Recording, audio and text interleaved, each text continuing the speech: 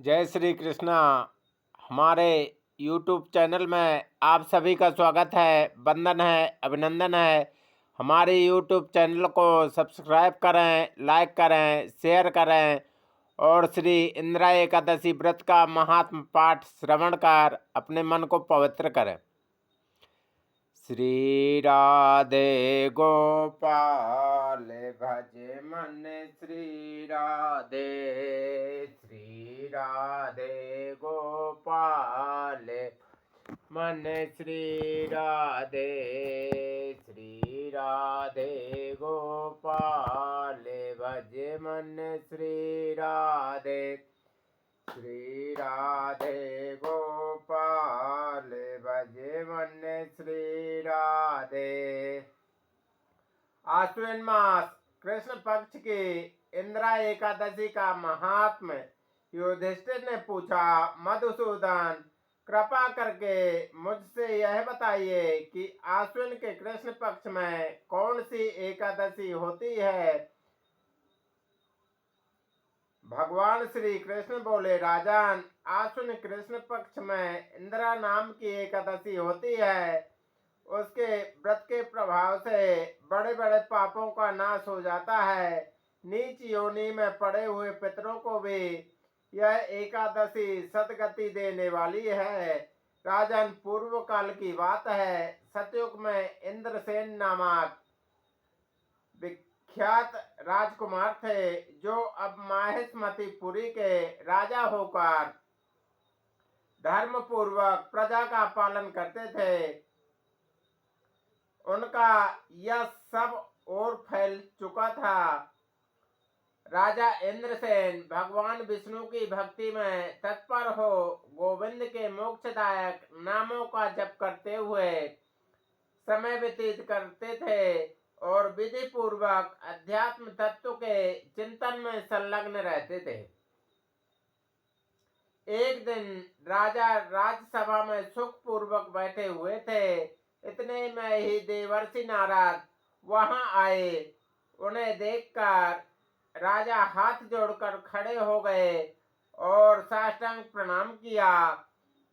विधि विधान से नारद जी का पूजन किया, आसन दिया।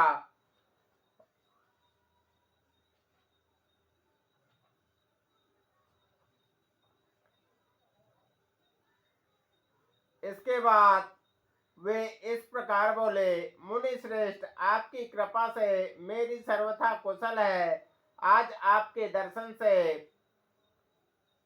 मेरी संपूर्ण यज्ञ क्रियाएं सफल हो गईं। देवर्षि नारद आगमन का कारण बताकर मुझ पर कृपा करें।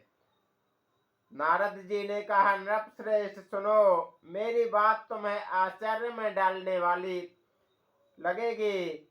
मैं ब्रह्मलोक से यमलोक में आया था। वहां एक श्रेष्ठ आसन पर बैठा और यमराज मेरी भक्ति पूजा की। उस समय यमराज की सभा में मैंने तुम्हारे पिता को देखा। उन्होंने तुमसे कहने के लिए मुझसे एक संदेश कहा है, उसे सुनो। उन्होंने कहा है, बेटा, मुझे इंदिरा एकादशी का व्रत का पुण्य देकर स्वर्ग में भेजो। उनका यह संदेश लेकर मैं तुम्हारे पास आया हूँ। राजन, अपने पिता को स्वर्ग लोक की प्राप्ति कराने के लिए इंदिरा एकादशी का व्रत करो।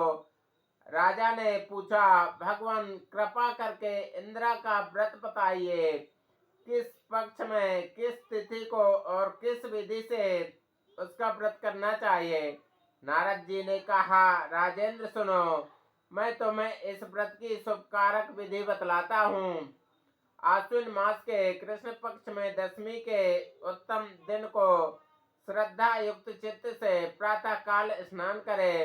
फिर मध्याह्न काल में स्नान करके एकाग्र चित्त हो एक समय भोजन करे तथा रात्रि में जागरण करे, भूमि पर सोए। रात्रि के अंत में निर्मल प्रभात होने पर एकादशी के दिन दातुन करके मुंह धोए। इसके बाद भक्ति भाव से निम्नांकित मंत्र पढ़ते हुए उपवास का नियम ग्रहण करें। अद्य स्थित्वा निराहारा सर्वयोग विवर्जिता सोभोक्षे पुंडरीकाक्षा शरणं मे भवाच्युता। कमल नयन भगवान नारायण, आज मैं सब भोगों से अलग हो निराहार रहकर कल भोजन करूंगा। अच्युत आप मुझे शरण दे। इस प्रकार नियम करके मध्याह्न काल में पितरों की प्रसन्नता के लिए शालिग्राम शिला के सम्मुख विधि पूर्वक श्राद्ध करे तथा दक्षिणा से ब्राह्मणों का सत्कार करके उन्हें भोजन करावे। पितरों को दिए हुए अन्न में पिंड को सूंघकर विद्वान पुरुष गाय को खिला दे। फिर धूप और गंध आदि से भगवान श्री ऋषिकेश का पूजन करके रात्रि में उनके समीप जागरण करे। तत्पश्चात सवेरा होने पर द्वादशी के दिन पुनः भक्ति पूर्वक श्री हरि की पूजा करे। उसके बाद ब्राह्मणों को भोजन कराकर भाई बंधु नाती और पुत्र आदि के साथ स्वयं मौन होकर भोजन करे। राजन, इस विधि से आलस्य रहित होकर तुम इंदिरा एकादशी का व्रत करो।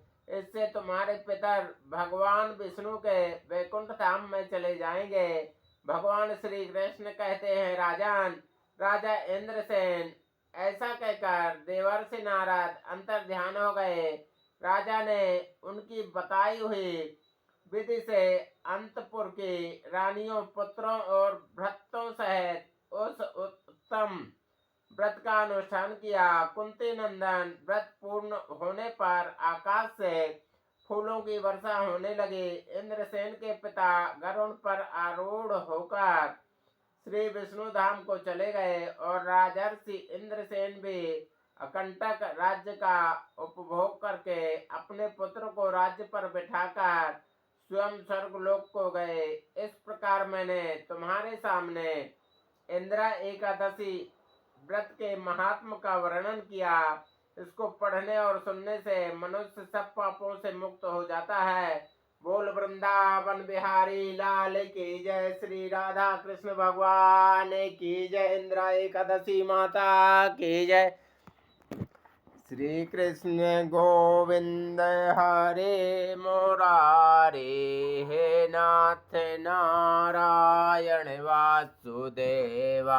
श्री कृष्ण गोविंद हरे मुरारे, हे नाथ नारायण वासुदेवा। हे नाथ नारायण